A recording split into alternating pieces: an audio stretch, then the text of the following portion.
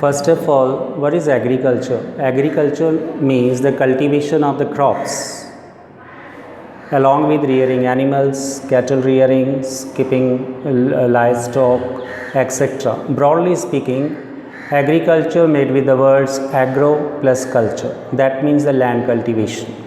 So here, agriculture in broad sense, what we can say that it is a human management, man's management to the environment to grow different crops called agriculture. Agriculture include pisciculture, sericulture, beekeeping, etc. Beside that, we learn about what is the importance of the agriculture. So, agriculture is very important since we know that 46% of the total cultivable land area is there. So, total land area which is cultivated that is around 46.6 percentage, that is the net shown area under agriculture. So, these are the important factors. Second important fact is about that the 2/3 of the Indian population that is still engaged in agriculture.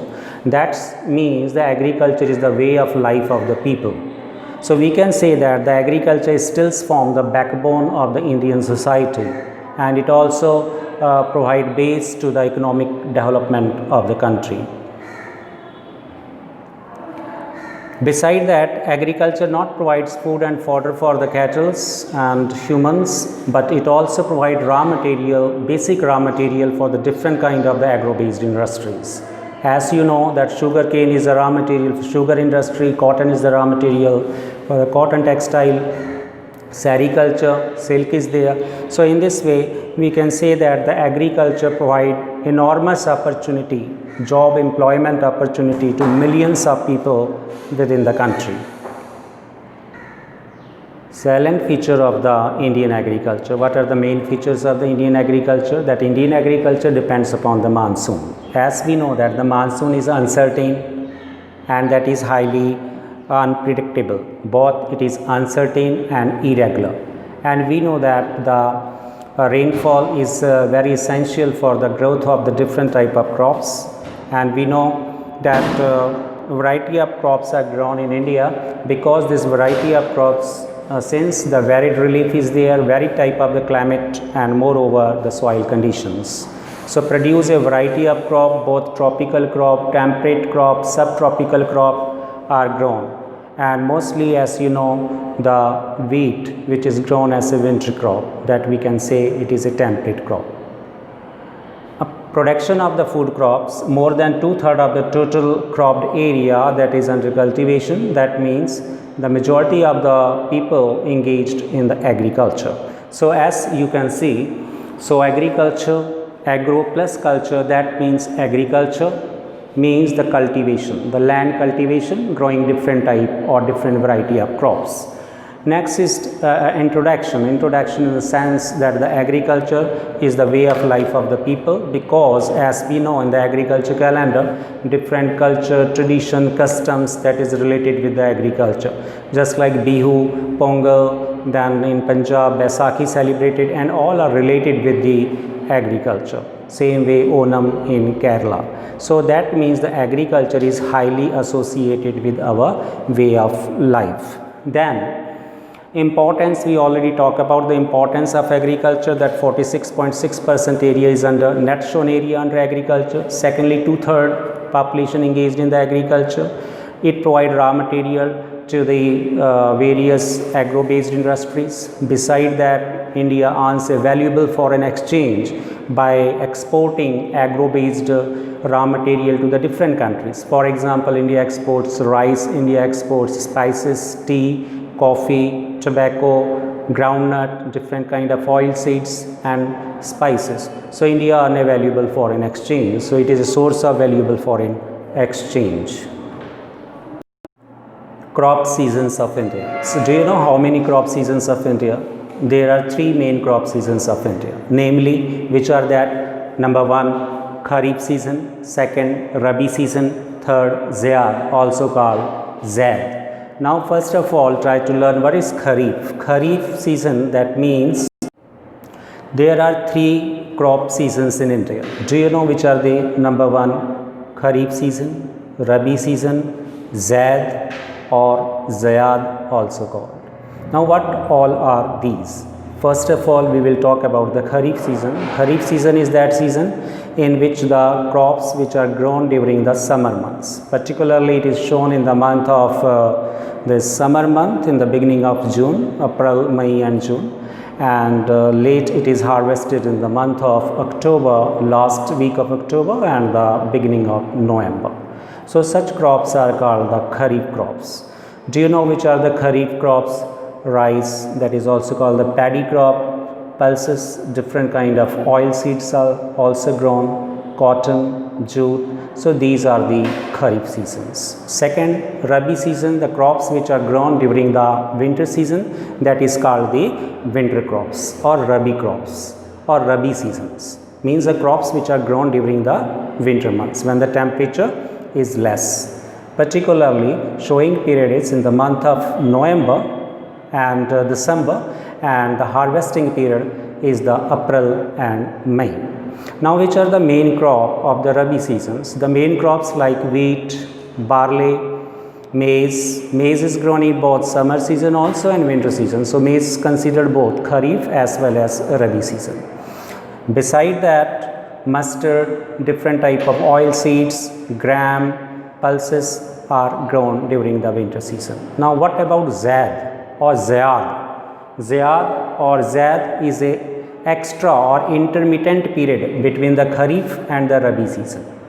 Means in the month of April, March and May, these are the period of Zayad, in which what is grown particularly the fruits and vegetables. It doesn't mean other crops are not grown, other crops also grown like rice, barley, maize, but the main crops are vegetables and fruits, and particularly in vegetable, different varieties of vegetables are available, and fruits, there cucumber is there, then muskmelon, watermelon, that is grown in this season.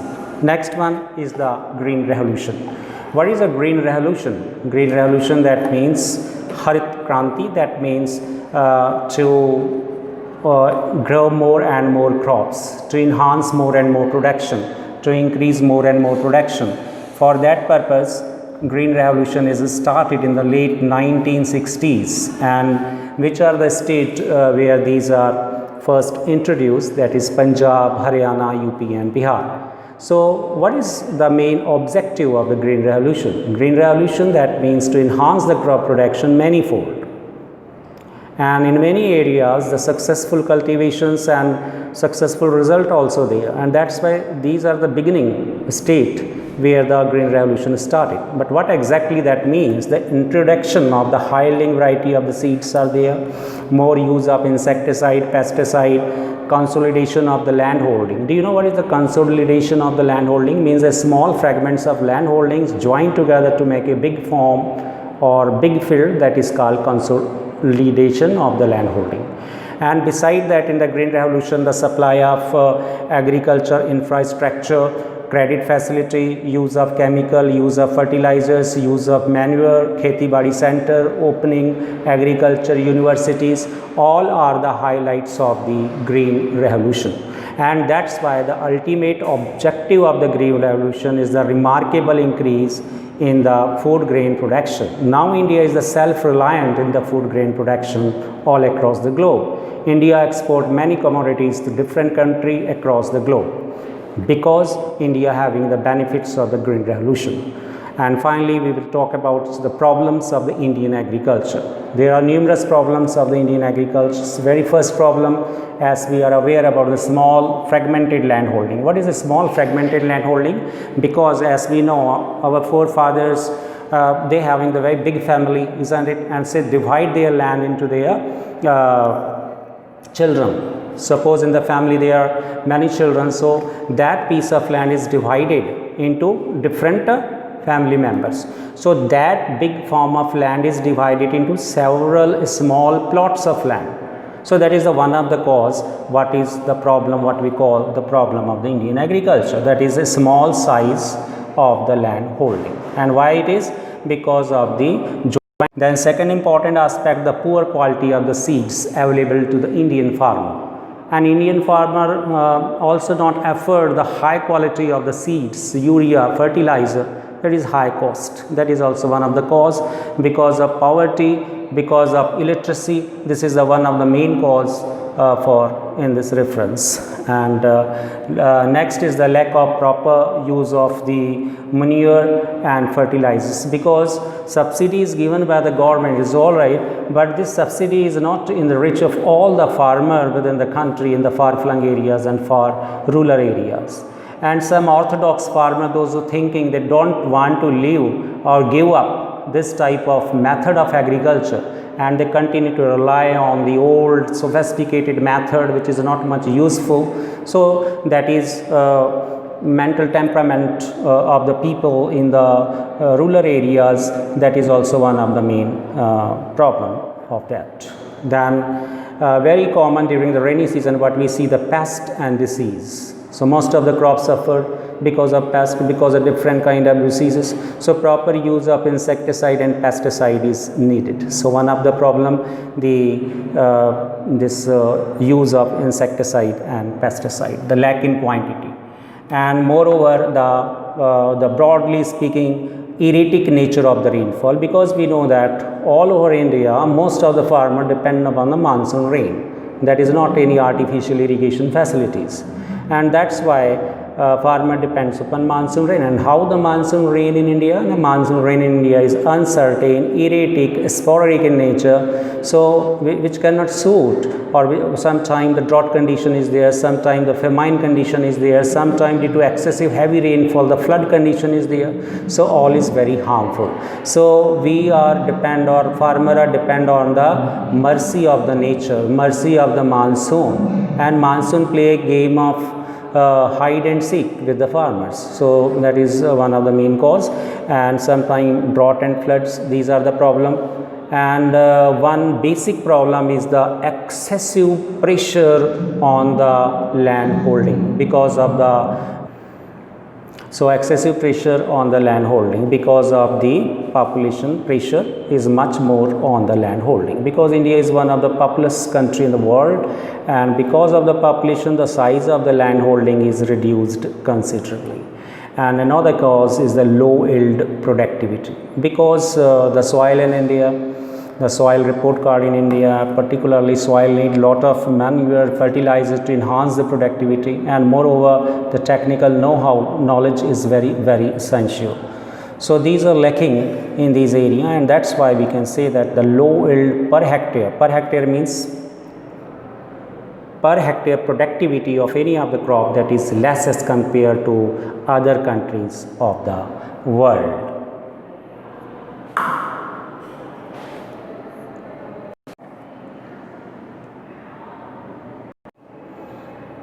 Now we will learn about the organic farming. Nowadays the organic farming is a trend all across the globe because of the consequences of the fertilizer and consequences of the chemicals which is used for crop growing. But in organic farming all organic methods are utilized, no fertilizer, no chemicals are used, only environmental friendly manures are used, and that's why it is applicable in most of the areas of the world including India. Do you know that Sikkim is the very first state in India which applied 100% organic farming? But what is the organic farming? Organic farming means the environmental friendly method of growing or cultivation of crops. Here crop rotation method is used, green manures are used. So this is about organic farming. And now next is the National Agriculture Policy.